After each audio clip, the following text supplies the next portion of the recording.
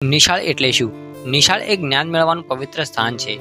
નિશાળ એટલે કે શાળા, જ્યાં બાળકો અભ્યાસ કરે છે, નવી નવી વાતો શીખે છે અને સંસ્કાર પ્રાપ્ત કરે છે. એક શિક્ષણનું બીજ રૂપ છે. જ્યાંથી જીવનનો સાચો આરંભ થાય છે.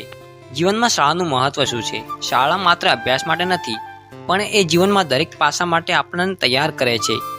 અહીં શિક્ષકો વિદ્યાર્થીઓને અભ્યાસ ઉપરાંત શિસ્ત, નૈતિકતા અને સામાજિકતા પણ શીખવે છે. શાળામાં વિજ્ઞાન, ગણિત, ભાષા, કળા, રમતગમત જેવી વિવિધ પ્રવૃત્તિઓ દ્વારા શિક્ષણ મળે છે. શાળાનું વાતાવરણ ખૂબ શાંત અને શીખવા યોગ્ય હોય છે. ત્યાં મિત્રો મળે છે, સાથે રમીએ, શીખીએ અને મળીને આગળ વધીએ. શાળા શિક્ષણની માત્ર સ્ત્રોત નથી, પણ જીવનના સૌંદર્ય અને ધ્યેય સુધી પહોંચવાની રસ્તો છે. શાળા જીવનની પ્રથમ સીડી છે.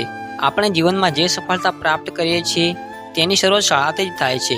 તેથી આપણે નિશાળ અને તેના શિક્ષકોના હંમેશા આભાર માનવો જોઈએ અને સારા વિદ્યાર્થી બનવાનો પ્રયત્ન કરવો જોઈએ. જો તમે શાળા વિશે શીખી ગયા હોય કે શાળા એટલે શું, તો ચાલે આપણે એક શાળાની મુલાકાત કરીએ. ગુજરાત રાજ્યના પાટણ જિલ્લાના સરસ્વતી તાલુકામાં આવેલ નાના નેતા ગામની પ્રાથમિક શાળાની વાત કરીએ એ પહેલાં થોડુંક ગામ વિશે જાણી લઈએ. નાના નેતા ગામ એ સરસ્વતી તાલુકામાં આવેલ છે, જ્યાં માં જોગણી, મહાદેવ અને કુળદેવી શક્તિમાના આશીર્વાદ. ગામમાં માણસોમાં એકતા, ગામના વિકાસમાં સૌનો સાથ અને નિશાળના કોઈ પણ કામકાજમાં ગામના માણસોનો સહકાર જોવા મળે છે. તો આપણે હવે નિશાળ વિશે જાણી લઈએ. પ્રાથમિક શાળાની સ્થાપના તારીખ 13/6/1961 રોજ થઈ હતી. નિશાળના સ્થાપનાના દિવસથી લઈને આ દિવસ સુધી નિશાળમાં કેટલાય વિદ્યાર્થીઓએ અભ્યાસ કર્યો છે, જેમાંથી કેટલાય વિદ્યાર્થીઓ સરકારી નોકરી પર સ્નાતક થયા છે, જ્યારે કેટલાય વિદ્યાર્થીઓ કોઈ પણ કારણોસર અભ્યાસ ના કરી શક્યા હોય તો અભ્યાસ અધૂરો છોડીને પોતપોતાના કામમાં લાગી ગયા. કેટલાય માણસોને એવું થતું હશે કે અભ્યાસ છોડી દીધો, એ વિદ્યાર્થીઓને કેમ મેન્શન કર્યા? તો એમને મેન્શન કરવાનું કારણ એક જ છે. ભલે તે વિદ્યાર્થીઓ કોઈ પણ કારણોસર અભ્યાસ છોડી દીધો, પણ અભ્યાસ છોડતા પહેલાં એ વિદ્યાર્થીઓએ એટલું તો નિશાળમાંથી જ્ઞાન મેળવ્યું છે, એટલો તો અભ્યાસ કરી લીધો છે કે જે પોતપોતાના કોઈ પણ કામમાં લાગી ગયા છે, જે પોતાના જીવનમાં ક્યાંય અટવાશે નહીં. કોઈને કોઈ ધંધો કરી શકશે કે કોઈ પણ પ્રાઇવેટ કંપનીમાં નોકરી કરી શકશે. સમજાયું ને નિશાળનું મહત્વ કેટલું છે. આજનો દિવસ 8 જુલાઈ હતો.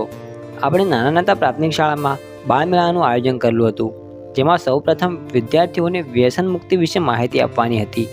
તો આપણે શાળાના શિક્ષક શ્રી રાવળ સતીશભાઈ સાહેબે ડૉક્ટર નરેશભાઈ પટેલ અને મુકેશભાઈ યોગી, જે રિટાયર્ડ એન્જિનિયર છે, તેમને વ્યસન મુક્તિ વિશે વિદ્યાર્થીઓને માહિતી આપવા માટે આમંત્રણ આપ્યું હતું. તો નરેશભાઈ અને મુકેશભાઈ બંને મહેમાન સતીશભાઈ સાહેબનું માન રાખીને નિશાળમાં આવ્યા અને વિદ્યાર્થીઓને વ્યસન જેવા કે ગુટખા, તમાકુ, ધૂમ્રપાન અને દારૂ થી થતી બીમારીઓ અને રોગો વિશે માહિતી આપી હતી અને વિદ્યાર્થીઓને પોતાના જીવનકાળમાં ક્યારેય વ્યસન ન કરવા માટે સમજાવ્યા હતા. વ્યસનની માહિતી આપ્યા પછી બાળમેળામાં વિદ્યાર્થીઓને પેંડા બનાવતા શીખવાડ્યા, રંગોળી બનાવતા શીખવાડી, પરોઠા, મહેંદી, લીંબુ રસ, માટીના રમકડા બનાવતા શીખવ્યા, ભરતકામ કરતા શીખવ્યા, સાયકલનું પંચર કામ કરતા શીખવાડ્યું, ભેળ બનાવતા શીખવાડી હતી, તેમજ લાપસી બનાવતા પણ શીખવાડી હતી. વિદ્યાર્થીઓને આજનો દિવસ ખૂબ જ યાદગાર રહેશે, કેમ કે તેમને આજનો બાળમેળાનો દિવસ ખૂબ જ મજાનો દિવસ હતો. પોતાના જીવનમાં આપણે અભ્યાસ કર્યો કે નથી કર્યો એ વાત જવા દો, પણ જે રીતે